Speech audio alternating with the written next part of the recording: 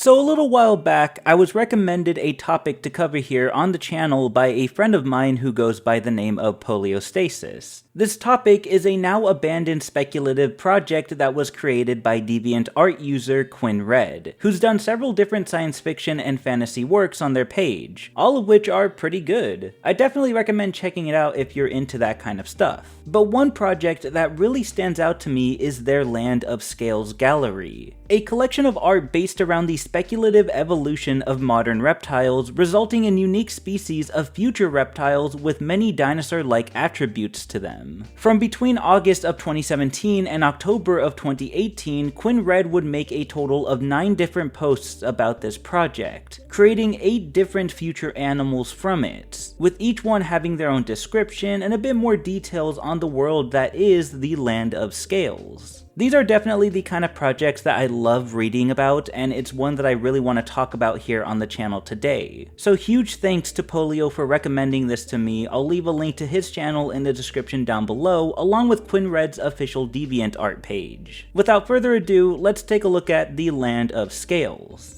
The Land of Scales refers to the island that all of the creatures inhabit, which is mentioned throughout the descriptions of the animals here and there, giving us a little bit more information on it, but aside from that, not much is said about the island itself. From the information that is available to us, it seems that some modern-day reptiles drifted onto the island and would begin the evolutionary history that's only ever implied to be for millions of years. And that time has resulted in an assortment of animals that I'm gonna go through with you guys today, the first of them being the shore iguanodons. Although herbivorous, slow, and even lazy at times, they are cow-sized animals that roam near the edges of the island, feeding on seaweed and coral they obtain from the waters near the shore. These dives into the water cause the iguanodons to sneeze out the salt, which in turn gives a rather pale coloration to their horn and crown atop their heads. The males specifically are also fitted with a larger spine than the females, most likely used to attract mates. Other smaller and more hostile variants of the iguanodons also inhabit the more inner parts of the island, which are known as the land iguanodons. Unfortunately, aside from this information, nothing else about them is really documented. However, it's theorized that these animals are descended from marine iguanas. The next animal is the crocodile-like marine dweller, Ruptosaur, a very large and deadly creature, many of which roam the shores around the island, causing it to be even more of a challenge to leave or enter it. They have a pretty wide-range diet as they're ready to attack any living thing within its reach. Their crocodile-like features and aquatic lifestyles within ocean waters makes it possible for these guys to be related to saltwater crocodiles, although they did develop a unique feature seen in the freshwater gharials, which is the nasal structure at the tip of its snout, said to be used to help it breathe.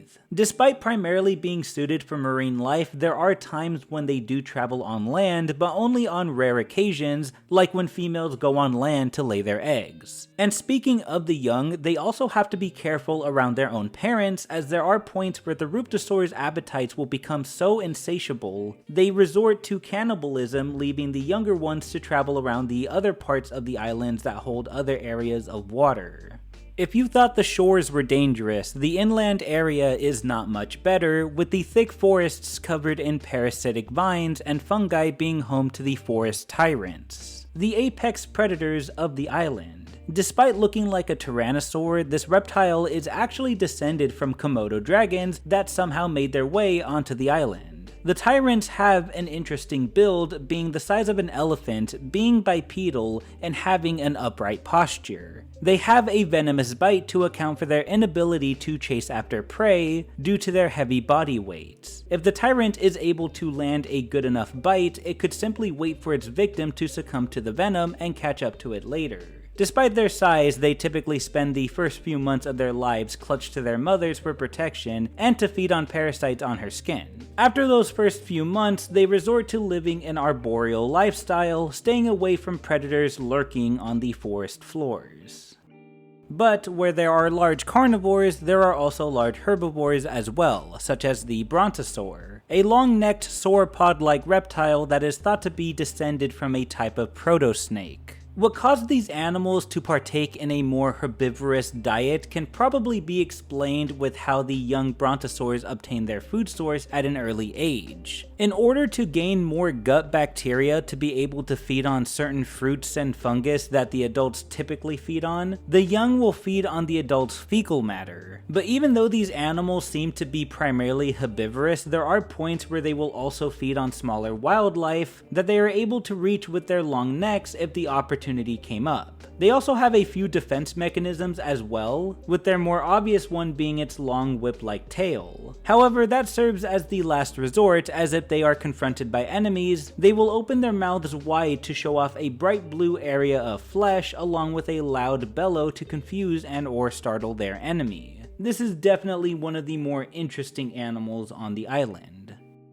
The raptors fill in the niche of smaller predators on the island, and it is implied that there are multiple species of them here. However, the only one that seems to have been documented are the frilled raptors, which are the most notable, obviously due to its frill, which it uses for the usual things like display and whatnot. But also, since these raptors hunt in packs, they sometimes go after groups of prey, where they will use their frills to shepherd them in specific directions. Despite being much smaller than the tyrants, it's also stated that these reptiles are actually split from the same ancestral predecessor from them.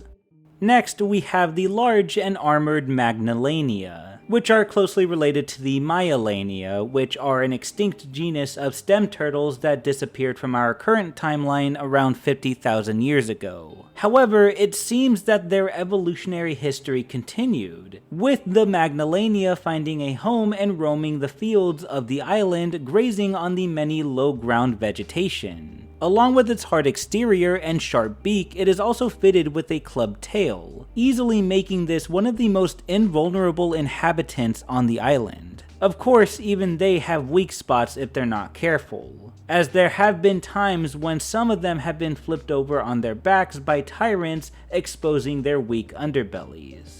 Chameleons seem to have also found their way onto the island, as their descendants, the Triceros, now roam the land, filling the niche of large herbivorous animals. Much like certain chameleons, the Triceros possess 3 horns on its face, which is meant for defense against predators and even to battle others within their group to fight for mates or territory. But this wasn't the only thing that this large reptilian animal kept from its predecessors. It also retained the ability to camouflage, which it uses not to cloak itself within the environment, although that is something it does when they are much younger, but for adults, they actually use this ability for display instead. The Triceros also have the sticky and long tongues of their ancestors, using it as a way to grab food and even smaller animals, because much like the Brontosaur, these guys aren't exclusively herbivorous, even if that's what they are primarily. Sometimes they are also omnivorous and feed on smaller animals when the opportunity comes up. One unique aspect that the Triceros developed was the frill that protects its neck from any attacks from predators like the tyrants. For the final creature, we have the Thyreos, a large and plated herbivorous reptile that's actually descended from crocodiles that changed up their entire lifestyle, living primarily on land and becoming herbivorous. Whether they share the same ancestors as the Ruptosaur, which are the saltwater crocodiles, is unknown, but there is also the possibility that it could have originated from a more ancient group of crocodilomorphs. When they are born, they don't have their plates right away, as they usually develop about a month after hatching. Once the plates start to develop, its main purpose is to keep the predators from being able to eat the babies. But as they get older, the plates serve as a display for predators that try to attack it, since the plates make the animal look much larger in size, but of course at the same time also using them to display for mates. On top of that, they also have spiked tails, giving them some added defense. Most of the time though, they seem to be rather calm animals, spending their days feeding on various vegetation around the forests, and even spending some time in the smaller, shallow areas of water in the inner regions of the island, feeding on aquatic vegetation. And that's where the Land of Scales ends, unfortunately. It really does feel like there was supposed to be more to this little speculative project, and it would be cool to see more. But with what we have now, I feel like it's enough to develop a good enough idea of how this world works, and in my opinion, it's a very creative and interesting concept. And like I said in the beginning of the video, this is just one of several projects on Quinn-Red's profile. And if you want to check them out, the link to that will be in the description below, along with Polio's channel. Huge thanks to him for this suggestion. It was definitely a fun little project to cover here on the channel. Thank you all so much for watching, and please, have a nice day.